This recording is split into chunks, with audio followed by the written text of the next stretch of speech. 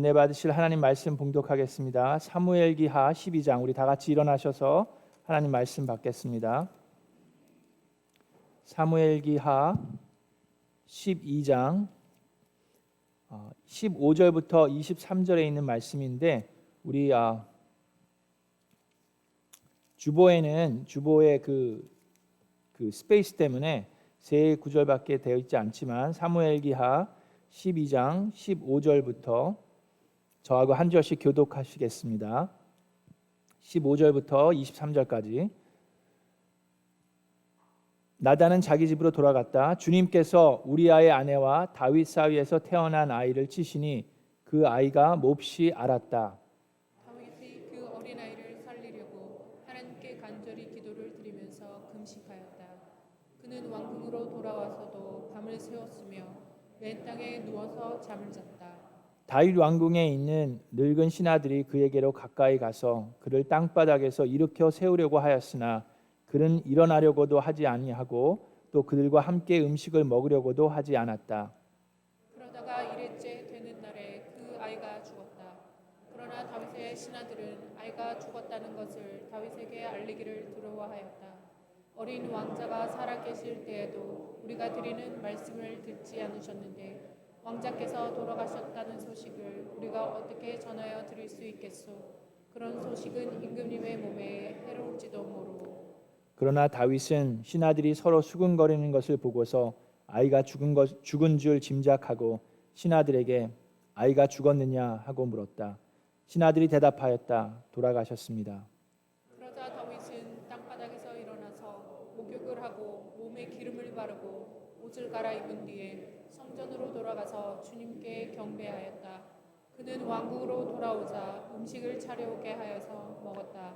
신하들이 다윗에게 물었다. 왕자가 살아계실 때에는 임금님께서 식음을 전폐하고 슬퍼하시더니 이제 왕자가 돌아가시자 임금님께서 일어나셔서 음식을 드시니 이것이 어떻게 된 일이십니까? 다윗이 대답하였다. 아이가 살아있을 때 내가 금식하면서 운 것은 혹시 주님께서 나를 불쌍히 여겨주셔서 그 아이를 살려주실지도 모른다고 생각하였기 때문이요. 23절 함께 읽겠습니다. 그러나 이제는 그 아이가 죽었는데 무엇 때문에 내가 계속 금식하겠소? 내가 그를 다시 돌아오게 할 수가 있겠소? 나는 그에게로 갈 수 있지만 그는 나에게로 올 수가 없소. 아멘. 우리 자리에 앉기 전에 우리 같이 인사하겠습니다. 하늘 복 많이 받으세요. 하나님의 미라클이 됩시다. 하늘 복 많이 받으세요. 하나님의 미라클이 됩시다.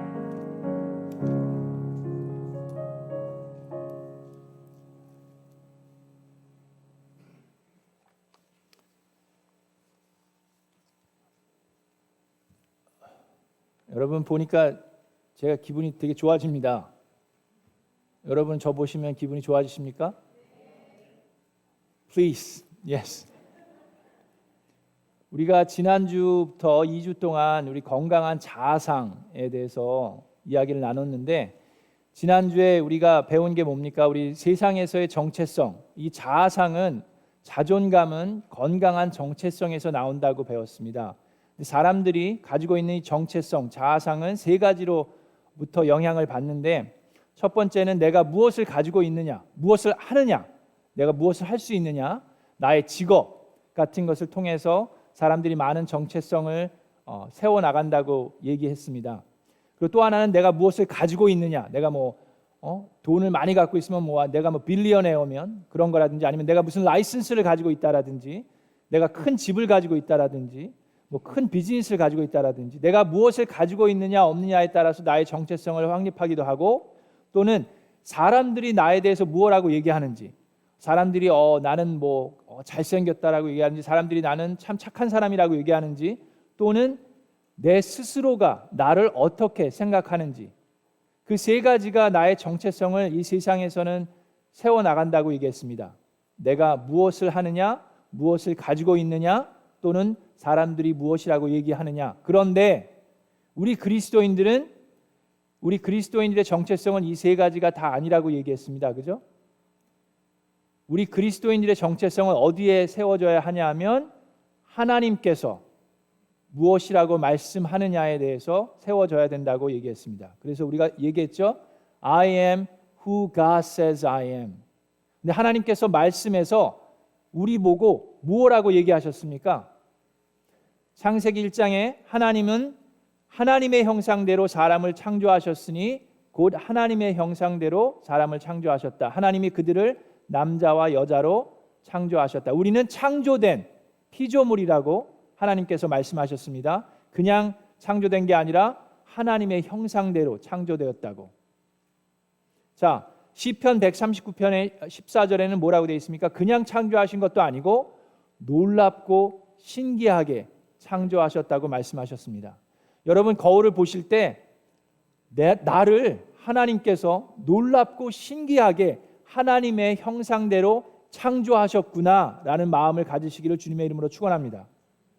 자, 디모데후서 1장 9절에는 뭐라고 그랬습니까? 하나님께서 우리를 구원해 주시고 거룩함으로 부르셨다고 그랬습니다. 하나님께서 여러분 한 분 한 분을 구원해 주시기를 원하셔서 예수 그리스도를 보내셨고 이미 십자가에 돌아가셔서 부활하셨습니다. 그리고 여러분을 거룩함으로 불러주셨습니다. 여러분들에게 죄 가운데 거하지 말고 하나님을 닮아서 거룩하게 살라고 불러주셨습니다. 그래서 고린도후서 5장 17절에 보면 누구든지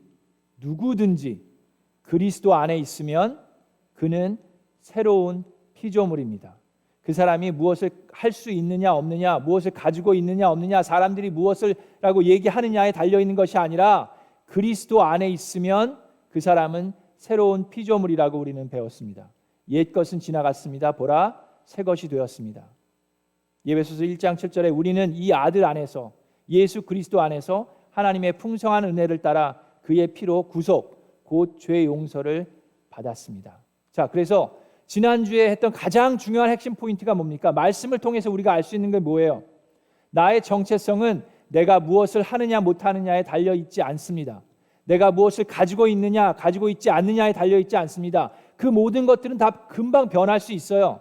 여러분들이 뭘 할 수 있다가도 할 수 없게 될 수 있습니다. 여러분들이 무엇을 가지고 있다가도 그것이 없어질 수 있습니다. 그러나 나의 정체성이 흔들리지 않을 수 있는 방법은 하나님은 변하시지 않기 때문에, 그리고 나 그리스도인의 정체성은 나에게 달려있는 것이 아니라 이미 하나님께서 하신 말씀에, 그리고 이미 하나님께서 하신 그 일에 달려있기 때문에 나의 정체성은 그 상황이 어떻게 변하더라도 변치 않고 건강할 수 있다라고 지난주에 배웠습니다. 아멘. 자, 그래서 그 건강한 자존감과 병든 자존감을 비교해 보았습니다. 어린 다윗과 사울 왕을 비교해 보았습니다. 기억나시죠? 자, 오늘은 그 두 번째 시간입니다. 그래서 오늘은 건강한 우리 그 간지를 보시면 나와 있습니다. 첫 번째로 우리가 다룰 것은 건강한 자존감은 잘못을 회개하고 평안을 찾을 수 있습니다. 하나님 앞에 나의 잘못, 나의 죄를 회개하고 평안을 찾을 수 있습니다. 그런데 병든 자존감은 잘못을 부인하게 되고 불안감에 시달리게 됩니다. 자, 사무엘기 하에 12장에 보시면 여러분들이 잘 아는 이야기가 있습니다. 지난주는 다윗이 어땠어요? 소년이었어요. 그죠? 젊은 소년이었는데 지금 오늘 본문에 있는 말씀은 다윗은 이제 이미 큰 왕이 되었습니다. 많은 군사를 거느리고 큰 나라를 다스리는 당대 최대의 왕이 되었어요. 자, 그런데 11장에 보시면 이 이스라엘 백성이 시리아와 전쟁을 치르고 있습니다. 자, 11장에 보면 전쟁을 치르고 있는 그 다윗의 모습이 나와 있는데,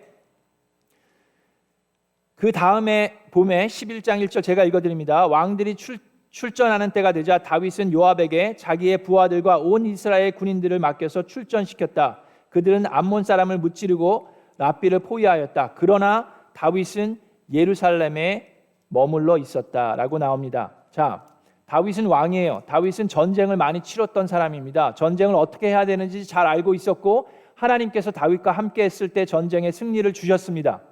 10장에 보면 시리아와 전쟁을 할 때 다윗이 군사를 직접 이끌고 나갔을 때 시리아의 군인들을 무찌르는 것을 10장 뒷부분에서 볼 수가 있습니다. 자, 나라가 지금 전쟁을 치르고 있는데 왕이 서야 할 곳이 어디입니까? 왕이 있어야 할 곳이 어디입니까? 예루살렘 성전에서 편히 쉬는 것입니까? 아니면 전쟁터에서 군사들을 지휘하는 것입니까? 전쟁터에서 군사들을 지휘해야죠. 그럴 때 승리가 있습니다. 근데 벌써 11장 1절에 다윗은 예루살렘에 머물러 있습니다. 잠도 잘 오지 않아요. 그날 저녁에 잠깐 눈을 붙였다가 떠서 잠을 이루지 못하고 있습니다. 그래서 옥상에서 거닐고 있는데 하나님께서 다윗에게 있어야 할 곳에 다윗은 있어야 하는데 그는 예루살렘에 있으면서 벌써부터 조짐이 별로 좋지가 않죠. 자, 그런데 어떤 일이 일어납니까? 여러분 아시지만 저녁에 성전을 거닐고 있는데 저기에 아름다운 여인이 목욕을 하고 있습니다. 목욕을 하려면 좀 안 보이는 데서 하지, 잘 보이는 데서 하고 있어요. 만약에 여러분 다윗이 요셉과 같았으면 어땠을까요? 요셉이 어땠습니까? 그런 시험이 닥쳤을 때 요셉은 어떻게 했어요? 도망갔어요.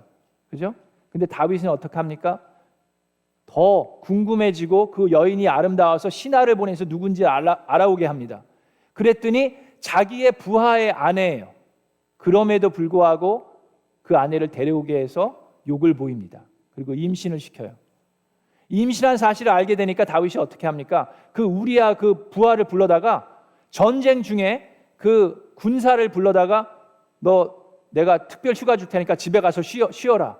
자기의 죄를 감추려고 하는 다윗의 모습이 나옵니다. 다윗 왕이 여러분 그런 죄를 지은 거 아시고 계시죠? 그리고 그 죄를 은폐하려고 지금 별의별 짓을 다 합니다. 그런데 그 우리아는 의로운 부하였어요. 지금 전쟁 중인데 제가 어떻게 집에 가서 편하게 제 아내를 맞이할 수 있습니까? 그러면서 그는 그것을 거부하고 성전 문 바닥에서 잠을 잡니다. 그랬더니 다윗이 이 사람이 왜 이러나 술을 막 먹여요. 술을 취하게 하는데도 그럼에도 불구하고 집에 가지 않자 어떻게 합니까? 요압 장군에게 편지를 씁니다. 이 우리아를 적군의 성문 앞으로 데려가라. 그 다음에 우리 군사들을 뒤로 물러나게 해서 그 성 안에서 화살을 쏘아서 이 우리아를 죽이게 하라고 그 왕이 자기의 부하를 죽이라고 명령을 내리는 게 다윗이에요. 우리아는 죽습니다. 벳세바는 남편을 잃어서 슬피 울고 애곡한 시간이 지나니까 다윗이 밧세바를 데려다가 자기 아내로 취합니다. 성경에 보니까 11장 27절에 주님께서 보시기에 다윗이 한 이번 일은 아주 악하였다. 그냥 악한 것이 아니라 아주 악하였습니다. 그래서 나단을 보내서 다윗을 주님께서 어떻게 하십니까? 책망하십니다. 나단이 지혜롭게 이야기를 통해서 다윗을 책망합니다. 어떤 사람이 부유한 사람이 있는데 양과 염소들이 엄청 많은데 그럼에도 불구하고 저기에는 하나밖에 없는 딱 하나 키우고 있는 그 사람이 있는데 그 부하의 그 양을 훔쳐다가 자기 것으로 취한 그 이야기를 합니다. 그 이야기를 듣고 다윗 왕이 이야기하죠. 그 사람이 누군지 간에 그 사람은 죽어 마땅하다고 나단에게 얘기합니다. 그랬을 때 나단이 얘기합니다. 나단이 다윗에게 말합니다. 12장 7절에 임금님이 바로 그 사람입니다. 자, 그랬을 때 다윗의 반응 어떻게 나더러 이런 얘기를 합니까? 라고 발끈하는 것이 아니라 그가 자기의 잘못을 그제서야 깨우치고 회개하기 시작합니다. 자, 그런 다음에 하나님께서 말씀하십니다. 너는 이렇게 나를 무시하여 햇사람 우리아의 아내를 빼앗아다가 내 아내로 삼았으므로 10절에 이제부터 영영 내 집안에서 칼부림이 떠나지 않을 것이다. 그들의 아들이 어떻게 됩니까? 그들의 아들들이 서로를 죽이고 못된 짓을 다 하게 됩니다. 자, 그리고 나서 이제 그 밧세바로부터 아들이 생겨나게 됩니다. 그랬을 때 주님께서 우리아의 아내와 다윗 사이에서 태어난 아이를 치시니 하나님께서 밧세바를 얘기할 때 우리아의 아내라고 얘기하십니다. 다윗의 아내라고 얘기하지 않으세요. 그죠? 이미 이때는 우리아는 다윗의 아내가 된 상황이지만 하나님께서는 어떻게 얘기하십니까? 우리아의 아내와 다윗 사이에서 태어난 아이를 치시니 그 아이가 몹시 알았다고 말씀하십니다. 자, 그랬을 때 다윗이 그 어린 아이를 살리려고 하나님께 간절히 기도를 드리면서 금식을 하는데 그는 왕궁으로 들어가지도 않고 밤을 새우면서 맨 땅에서 누워서 기도하며 잠이 듭니다. 그랬을 때 신하들이 걱정해서 임금님 그러시면 안 됩니다. 일어나세요 라고 하는데 일어나기도 거부하고 음식을 먹기도 거부하면서 다윗은 이제부터 회개하며 하나님께 간절히 울부짖습니다. 그 아이의 생명을 위해서 본인의 죄를 깨닫고 하나님께 간절히 울부짖습니다. 자, 그랬을 때 하나님께서 용서해 주신다고 말씀을 하셨는데 어떤 일이 일어납니까? 그 아들이 살았습니까? 죽었습니까? 그 아들이 죽었어요. 어떤 사람은 기도할 때 하나님께서 내가 원하는 거 들어주시지 않으면 불끈합니다. 하나님 어떻게 제가 이렇게까지 기도했는데 들어주시지 않습니까? 충분히 그럴 수 있습니다. 그런데 다윗은 어떻게 반응합니까? 죽었다는 소식을 듣고 다윗이 한 모습이 놀라운 모습입니다. 자, 다윗이 신하들의 서로 수근거리는 소리를 듣고 아이가 죽은 줄 짐작하고 신하에게 물어봅니다. 아이가 죽었느냐? 그랬더니 죽었습니다. 돌아가셨습니다. 그러자 다윗은 대성통곡을 하면서 하나님께 따지고 뒤집어 엎으면서 어떻게 이럴 수 있냐고 이 얘기한 것이 아니라 다윗은 땅바닥에서 일어나서 목욕을 하고 몸에 기름을 바르고 옷을 갈아입은 뒤에 성전으로 들어가서 어떻게 했어요? 주님께 경배하였다라고 나옵니다. 그는 왕궁으로 돌아오자 음식을 차려오게 하여서 먹었다.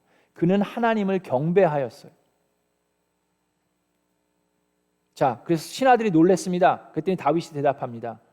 아이가 살아있을 때는 내가 금식하면서 운 것은 혹시라도 하나님께서 나를 불쌍히 여겨 주셔서 그 아이를 살려주실지도 모른다고 생각했지만 이제는 그 아이가 죽었는데 내가 어떻게 할 수 있겠느냐? 내가 그를 돌아올 수 있게 할 수 있겠느냐? 나는 그에게로 갈 수 있지만 그게 무슨 말입니까? 그 아이는 어디에 가 있어요 지금? 천국에 가 있어요.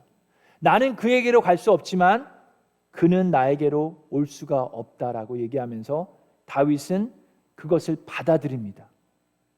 그리고 그 이후에도 다윗의 자손들이 칼부림할 때 다윗은 마음을 아파하면서 자기의 죄값을 책임지려고 하나님께 faithful하게 살아갑니다. 그는 어마어마하게 무시무시한 죄를 지었어요. 어떻게 이런 천인공노할 죄인이 있습니까? 다윗처럼 큰 죄인을 지은 사람들이 많지가 않아요. 어떻게 그렇게 성실한 부인, 그 부하의 아내를 그렇게 취하고 하나님께 보실 때 아주 악한 일을 했습니다. 그랬을 때 그는 어떻게 됩니까? 하나님께서 치셨어요. 죄에는 대가가 있습니다. 하나님께서 용서해 주신다고 모든 게 다 back to the 돌아가는 게 아니라 죄의 대가를 치루어야 합니다. 그랬을 때 다윗은 그것을 인정하고 받아들이고 회개했을 때 그는 마음의 평안을 얻고 자유할 수 있었어요. 자, 그런데 하나님의 올바른 자아상을 가지고 있지 못한 사람들은, 병든 자아상을 가지고 있는 인물은 또 어떤 반응을 보입니까? 그들은 잘못을 부인하고 불안에 떱니다. 자, 그 좋은 예가 신약에 있습니다. 우리 특별 새벽기도를 통해서도 계속 배웠죠. 좋은 예가 헤롯 왕입니다. 자, 헤롯 왕에게는 어떤 일이 있었습니까? 마태복음 14장에 보면 그런 얘기 있었죠. 자, 헤롯 왕도 아주 악한 왕이었습니다. 자기의 그 왕권을 위해서, 자기의 권력을 위해서 자기의 형제들을, 자기의 가족들을, 자기의 자식들을 죽인 사람이에요. 그리고 나서 헤로디아, 자기의 형제의 아내를 취해버립니다. 그 모습이 악했기 때문에 침례 요한이 헤롯 왕에게 가서 얘기합니다. 당신이 한 것은 하나님 보시기에 옳지 않습니다 라고 얘기하니까 그 헤로디아 여왕도 아주 이 권력에 욕심이 많은 여자였어요. 그 소리가 듣기 싫은 거예요. 나의 죄를 드러내는 그 사람의 소리가 듣기 싫어서 헤로디아 여왕은 침례 요한을 죽이려고 했습니다. 헤롯 왕도 듣기 싫었죠. 그래서 침례 요한을 감옥에 가둡니다. 그러나 마가복음 6장 20절에 보면 헤로디아 여왕이 침례 요한을 죽이려고 했지만 침례 요한을 헤롯 왕이 죽이지는 않았어요. 그 이유가 뭡니까? 헤롯이 요한을 의롭고 성스러운 사람으로 알고 그를 두려워하며 보호해 주었고 또 그의 말을 들으며 몹시 괴로워하면서도 오히려 달게 들었기 때문이라고 얘기합니다. 그래서 그를 살려두는데 이 헤로디아 여왕은 어땠습니까? 도저히 나의 죄에 대해서 이 많은 사람들 앞에서 자꾸 얘기하는 거 듣기 싫어요. 인정하고 회개하려고 하지 않습니다. 그래서 그 이야기를 하는 사람을 어떻게 합니까? 죽여버리려고 작정을 합니다. 자기의 딸을 시켜서 그 헤롯 왕 앞에서 춤을 추게 합니다. 아주 성적으로 문란한 춤을 추게 하죠. 그랬을 때 그 왕도 취해가지고 어떻게 얘기합니까? 취해가지고 그 헤로디아 여왕의 딸에게 소원을 말해보라고 얘기합니다. 그 소원이 뭐였습니까? 침례요한의 목을 쟁반에 담아오라고 얘기합니다. 그랬을 때 이 왕이 사람들 앞에서 술 취해가지고 한 약속 때문에 사람들이 두려워서 어떻게 합니까? 침례 요한의 목을 베입니다. 침례 요한이 어떤 사람이었습니까? 그 누가 보아도 그는 의롭고 성스러운 사람을 알고 있었습니다. 본인도 알고 있었어요. 그러나 그의 목을 베입니다. 그리고 나서 어떻게 됩니까? 그리고 나서 예수님께서 나타나시죠. 예수님께서 기적을 행하시는 모습들을 들으면서 많은 사람들이 이야기합니다. 도대체 이 사람이 누군데? 그랬을 때 헤롯 왕은 어떻게 생각합니까? 헤롯 왕이 생각하는 예수 그리스도는 누구예요? 내가 죽인 침례 요한이 다시 살아났구나 라고 불안에 떨기 시작합니다. 그의 마음속에는 나의 잘못을 인정하지 않고 불안함에 항상 떠는 그 헤롯 왕의 모습을 우리는 말씀을 통해서 볼 수가 있습니다. 자, 그것이 건강한 자아상을 가지고 있는 사람과 그렇지 못한 사람의 차이입니다. 건강한 자아상을 가지고 있는 사람은 나의 잘못을 지적당했을 때 인정하고 회개할 수 있습니다. 그러나 그렇지 못한 사람들은 자꾸 회피하고 자꾸 거절하고 듣고 싶지 않아 합니다.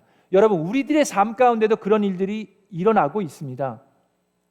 여러분들은 어떻습니까? 어떤 삶으로 살아가고 있습니까? 제가 얼마 전이 아니라 제가 이곳에 온 지 얼마 안 됐을 때 양복 바지 하나를 세탁소에 맡긴 적이 있습니다. 이 새 양복 바지를 세탁소에 맡겨가지고 이 바지 길이도 이거 아니에요. 보실 필요 없어요. 기지도 줄여야 되고 이 허리도 줄여야 돼가지고 그 수선하는 데 있잖아요. 어디라고 말씀드릴 수는 없고 하여튼 멀지 않은 곳에 갖다 맡겼어요. 그리고 이제 신나는 마음으로 새 양복인데 이거 잘 입고 다녀야지, 해야지. 딱 가서 픽업을 했는데 글쎄 여러분, 제 딸이 했어도 이거보다 잘했을 것 같더라고요. 이거 완전히 수선을 완전히 새 옷을 망가뜨려 놔도 유분수지 어떻게 그럴 수 있는지. 와, 그 옷을 딱 갖고 갔을 때 제 사랑하는 아내가 이거는 아닌데, 그리고 아내가 함께 저와 같이 그 세탁소를 찾아가 주었습니다. 그래서 나이스하게, 아니 세상에 이게 어떻게 이럴 수가 있는지, 여러분 이거 보셨어요? 이게 새 옷인데. 그랬을 때 우리 주인분의 말씀, 죄송합니다, 이거 다시 해드릴게요, 정말 미안하네요. 그게 아니라 그냥 이렇게 해서 입으면 돼요. 뭘 이거 갖고. 그분이 이제 한국분이 아니라서 영어로 이제 얘기를 하는데, 하여튼 너무 자신 있게 이거는 괜찮다, 그냥 입어라 라고 얘기를 해주셔서 어이가 없어서 더 이상 뭐 따져봤자 소용도 없고 그래서 가지고 왔습니다. 저는 우리 이런 얘기 하기 좀 그렇지만 그분 우리 영어 예배도 초대하고 예수님 믿는지 안 믿는지 궁금해가지고 예배도 초대하고 막 싶었는데, 목사인데 그 일이 있고 난 다음에는 거기를 가지를 않아요. 절대 안 갑니다. 여러분, 그런 일이 우리 주변에 있습니까? 없습니까? 물론 여러분, 손님이 여러분 비즈니스에 왔는데 그냥 땡깡을 피우는 손님도 있어요. 전혀 아닌 거 가지고. 그런 분들은 이제 조용히 이제 잘 보내드려야 되지만, 우리가 실수한 게 있으면, 우리가 잘못한 게 있으면 어떻게 해야 됩니까? 그냥 괜찮아요, 그냥 하면 되지, 뭘 이렇게 말이 많아가 아니라 우리의 잘못을 인정해 주는 것이 필요합니다. 비즈니스뿐만 아니라 교회도 마찬가지입니다. 이 말씀 보면서 조심해야 될 사람이 누굽니까? 여러분 교회 담임 목사가 조심해야 돼요. 괜히 자존심 내세우고 괜히 잘못한 거 인정하지 않고 그러면 큰일 나는 거예요. 그래서 여러분 우리 같이 기도해야 됩니다. 건강한 자존감, 건강한 자아상을 위해서 기도하는 저와 여러분 되기를 주님의 이름으로 축원합니다. 자, 그리 됐을 때 건강한 그리스도인들은, 건강한 자아상을 가진 사람들은 나의 헌신을 통해서 남을 성공시켜 줍니다. 그런데 병든 자아상을 가진 사람은 나의 성공을 위해서 남을 죽여버립니다. 제가 시간 관계상 빨리 말씀을 드리지만, 자, 그 좋은 예가 요한복음 3장에 나와 있는 침례 요한입니다. 아까도 얘기했지만, 자, 침례 요한의 다른 얘기입니다. 침례 요한은 당대에 아주 유명한 사람이었어요. 자, 침례 요한이 목을 베임을 당하기 전의 얘기입니다. 많은 제자들이 침례 요한을 따랐고 그가 의롭고 성스러운 사람임을 알고 있었기 때문에 그를 따르는 제자들이 많았습니다. 근데 누가 나타났습니까? 누가 나타났어요? 예수 그리스도가 나타났습니다. 예수 그리스도가 침례 요한에게 침례를 받고 그 다음에 저쪽에 가서 그 뒤에 예수님의 제자들하고 또 침례를 주기 시작해요. 자, 그랬는데 어떤 일이 일어납니까? 요한의 제자들이, 침례 요한의 제자들이 그에게로 가기 시작합니다. 요한복음 3장에 나와 있습니다. 요한복음 3장에 요한의 제자들이 좀 그렇잖아요. 자기 친구들이 다 자기 선생님을 버리고 저 사람한테 가니까 3장 25절에 요한의 제자들이 요한에게 와서 말합니다. 랍비님 보십시오. 요단강 건너편에서 선생님과 함께 계시던 분, 곧 선생님께서 증언하신 그분이 침례를 주고 있는데 사람들이 모두 그분에게로 모여듭니다. 그랬을 때 침례 요한이 대답합니다. 어떻게 대답합니까? 세상에 어떻게 그런 배신자들이 있느냐? 내가 그렇게 가르쳤는데 나를 버리고 어디 예수라는 사람을 쫓아가느냐? 그들을 당장 데리고 와라. 내가 그들에게 혼쭐을 내야 되겠다라고 얘기합니까? 침례 요한이 그렇게 얘기했어요? 그러지 않습니다. 침례 요한은 신부를 차지하는 사람은 신랑이다. 신랑의 친구는 신랑이 오는 소리를 들으려고 서 있다가 신랑의 음성을 들으면 크게 기뻐한다. 나는 이런 기쁨으로 가득 차 있다. 그는 흥하여야 하고 나는 쇠하여야 한다. 침례 요한은 제자들이 예수님께 가는 걸 기뻐했습니다. 그는 흥하여야 하고 그를 위해서 내가 부름을 받았다라고 얘기합니다. 그것이 건강한 그리스도인들의 모습입니다. 나의 희생과 헌신을 통해서 다른 사람들을 성공시켜주는 사람이 우리가 되어야 합니다. 자, 그런데 건강하지 못한 사울은 어땠습니까? 사울 왕은 다윗이 나타났죠. 다윗이 나타났을 때 어떻게 얘기합니까? 다윗이 골리앗 장군을 무찌르니까 어떤 일이 났어요? 주변에 우리 여인들이 춤을 추면서 노래를 하는데 사무엘기상 18장 7절에 사울은 수천 명을 죽였고 다윗은 수만 명을 죽였다 라고 꼭 사울이 듣는 데서 얘기를 해요. 그거를 또 참, 사울은 수천 명을 죽이고 다윗은 수만 명을 죽였다. 사울이 그 얘기를 듣는데 다윗이 누굽니까? 자기의 사위예요. 사위임에도 불구하고 사울 왕의 마음이 어떻습니까? 이 말에 사울은 몹시 언짢았다. 생각하면 할수록 화가 치밀어 올랐다. 사람들이 다윗에게는 수만 명을 돌리고 나에게는 수천 명만을 돌리니 이제 그에게 더 돌아갈 것은 이 왕의 자리밖에 없겠구나라고 하면서 투덜거립니다. 그날부터 사울은 다윗을 시기하고 의심하기 시작합니다. 결국 사울은 다윗, 자기의 사위, 자기 딸의 남편을 죽이려고 한 번도 아니고 여러 번 시도합니다. 여러분, 우리는 어떻습니까? 우리는 사울랑 같이 살지 않죠? 여러분은 그렇지 않죠? 많은 사람들이 나의 성공을 위해서 다른 사람들을 이용하면서 살아갑니다. 우리는 그러면 됩니까? 안 됩니까? 여러분 직장에서, 사회에서 여러분들의 동료들이, 여러분들의 상사들이 혹시 그런 경우 없습니까? 일은 여러분들이 다 해놨어요. 근데 공로는 딴 사람이 그냥 쑥 가져가요. 그런 경우가 있습니까? 없습니까? 그렇게 하면 됩니까? 안 됩니까? 지금 침례 요한의 모습을 보면 어떻습니까? 본인의 헌신, 여태까지 잘 키워온 제자들이 예수님을 쫓아갈 때 그는 어떻게 했습니까? 기뻐하며 즐거워했습니다. 그것이 그리스도인들의 모습이어야 합니다. 여러분 근데 잘 들으셔야 돼요. 내가 일은 다 해놓고 다른 사람에게 했다라고 저분이 다 했습니다라고 하는 거는 거짓말이에요. 그거는 사실이 아니죠. 내가 한 일은 내가 한 거예요. 그죠? 그런데 여기서 얘기하는 것은 다른 사람이 성공할 수 있도록 도와주는 게 그리스도인들의 리더십입니다. 자, 축구 게임을 할 때도 내가 골을 집어넣고 집에 가서는 내가 골 집어넣은 게 아니라 제가 집어넣었어. 그렇게 얘기하는 거는 거짓말이에요. 그게 아니에요. 그걸 하라는 게 아닙니다. 우리가 해야 되는 건 뭐예요? 내 친구가, 나의 동료가 골을 넣을 수 있도록 평상시에 같이 운동하고 같이 훈련하면서 그 아이를 도와주어서 그가 골도 집어넣고 좋은 축구 선수가 될 수 있도록 도와주는 게 우리가 해야 되는 겁니다. 그리스도인들은 나의 헌신과 희생을 통해서 다른 사람들을 성공시켜 줄 수 있도록 하는 것이 그리스도인이고 그것이 건강한 자아상입니다. 그리 됐을 때 그가 더 은혜롭게 했을 때 우리는 어떻게 해야 합니까? 기뻐해야 돼요. 자, 이 부분에 있어서도 조심해야 될 사람이 누굽니까? 여러분의 담임 목사입니다.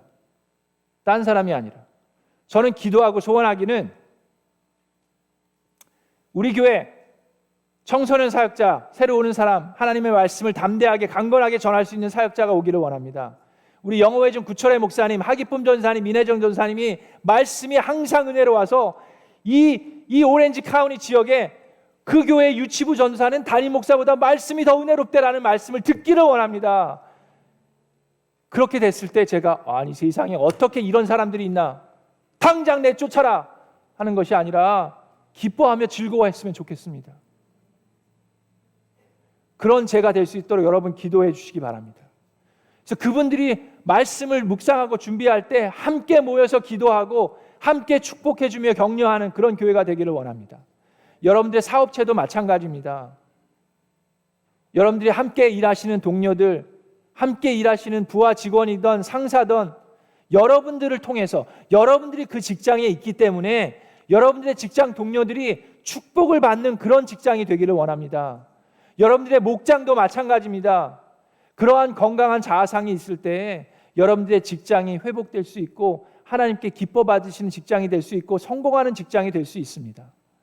저희 교회도 그런 교회가 되기를 간절히 소원합니다. 자, 그러한 건강한 자아상을 만들기 위해서 very quickly 제가 세 가지를 얘기합니다. 첫 번째는 가정에서, 교회에서 개인적으로 해야 할 것이 있습니다. 가정에서는 우리가 무조건적인 사랑을 서로 주고받아야 합니다. 부모와 자녀 간에도 무조건적인 사랑을 주고받아야만 합니다. 자녀들이 부모님으로부터 조건 없는 사랑을 받을 때 네가 공부 좀 잘해봐, 내가 왜 너를 안 사랑하니? 네가 말 좀 잘 들어봐, 내가 왜 엄마가 맛있는 거 안 해주니?가 아니라 하나님께서 나를 사랑하셨듯이 무조건적인 사랑을 우리 자녀들이 부모님으로 받을 때 그는 건강한 자아상을 만들어갈 수 있습니다.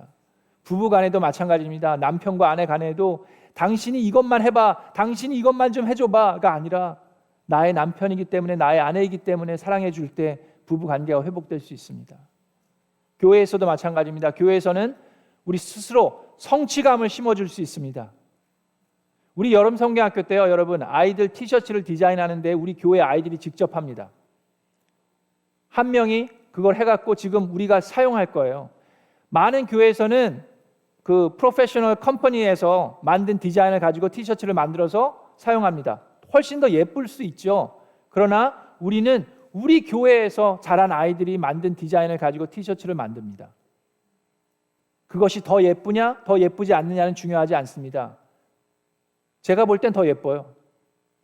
우리 자녀가 했기 때문에. 그러나 중요한 것은 그 아이들로 하여금 내가 디자인한 것이 우리 교회에서 귀하게 하나님 앞에 쓰여진다는 것을 받을 때 성취감을 느낄 수 있습니다. 아멘. 그런 기회를 줄 수 있어야 돼요. 자, 개인적으로도 마찬가지입니다. 여러분 기억나십니까? 제가 송구 영신 예배 때 드렸던 본문 말씀이 열왕기하 4장에 있는 말씀입니다. 자, 열왕기하 4장에 어떤 한 여인이 나오죠. 그 여인은 남편이 죽었어요.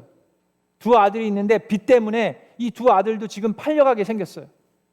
그래서 엘리사에게 나와서 간절히 얘기합니다. 좀 도와주십시오 라고 얘기했을 때 엘리사가 얘기합니다. 뭐라고 얘기합니까? 내가 너에게 어떻게 도울 수 있는지 얘기해달라고. 집안에 무엇이 남아있어 라고 얘기했을 때 남아있었던 게 무엇이었습니까? 기름 한 병? 기억나세요? 그렇죠? 그래서 그 아들들에게 동네 다 다니면서 빈 그릇들 가지고 오라고 해서 그 그릇들에게 그 기름 한 병, 조금 남은 기름 한 병을 부었을 때 그것이 다 가득 찼어요. 그래서 차고 넘쳤습니다. 그렇죠? 자, 그랬을 때 우리가 그 말씀을 통해서 송구영신 예배 때 배운 것이 무엇입니까? 불과 5개월 전인데 여러분 기억나세요? 자, 그 여인에게 엘리사가 질문합니다. 내가 가지고 있는 것이 무엇이냐라고 얘기했을 때 그 여인이 가지고 있는 것이 무엇입니까? 그 가지고 있는 것 한 가지, 그것이 무엇이라고 얘기했습니까? 여러분 기억나세요? 그 가지고 있었던 것 한 가지 무엇입니까? 뭐요? 기름병 한 가지가 아니에요. 그래서 여러분 괜찮아요. It's okay. 여러분 5개월 지났으니까 까먹을 수도 있어요. 저도 맨날 까먹어요. 저도 그래서 다시 그 설교를 보니까는 하여튼 자 여러분, 그 여인이 가지고 있었던 한 가지는 뭐예요? 기름병이 아닙니다. 그 여인이 가지고 있었던 한 가지는 바로 하나님입니다. 그 여인은 하나님을 마음에 모시고 있었어요. 그랬을 때 엘리사가 그 하나님의 기적을 이룹니다. 자, 우리가 해야 되는 것, 우리의 건강한 자아상을 가지기 위해서 우리가 해야 되는 것 무엇입니까? 없는 것에 집중하지 말고 하나님으로부터 받은 것에 집중해야 합니다. 내가 없는 것에 집중하기 시작하면 없는 것, 여러분 디프레스돼서 살 수가 없어요. 그 여인은 가진 게 너무나도 없다고 생각했습니다. 그러나 그녀가 가지고 있었던 것 한 가지, 그 하나님을 통해서 그녀는 축복받았습니다. 여러분들 삶 가운데 내가 힘들고 지칠 때, 어려운 상황일수록 내가 가지고 있지 않은 것에 집중하게 됩니다. 그렇죠? 내가 할 수 없는 것에 집중하게 됩니다. 근데 우리는 무엇을 배웠습니까? 말씀을 통해서 하나님 한 분이면 만족할 수 있다라고 배웠습니다. 빌립보서 4장에 뭐라고 되어 있습니까? 사도 바울이 얘기합니다. 나는 궁핍해서 이렇게 말하는 게 아닙니다 라고 얘기합니다. 나는 어떤 처지에서도 스스로 만족하는 법을 배웠습니다. 나는 비천하게 살 줄도 알고, 사도 바울은 그렇게도 살아봤어요. 풍족하게 살 줄도 압니다. 그렇게도 살아봤어요. 배부르거나 굶주리거나 풍족하거나 궁핍하거나 그 어떤 경우에도 적응할 수 있는 비결을 배웠습니다. 나에게 능력을 주시는 자 안에서 나는 모든 것을 할 수 있습니다. 바로 그런 마음이 내 마음에 있을 때 저와 여러분 건강한 자아상을 가질 수 있습니다.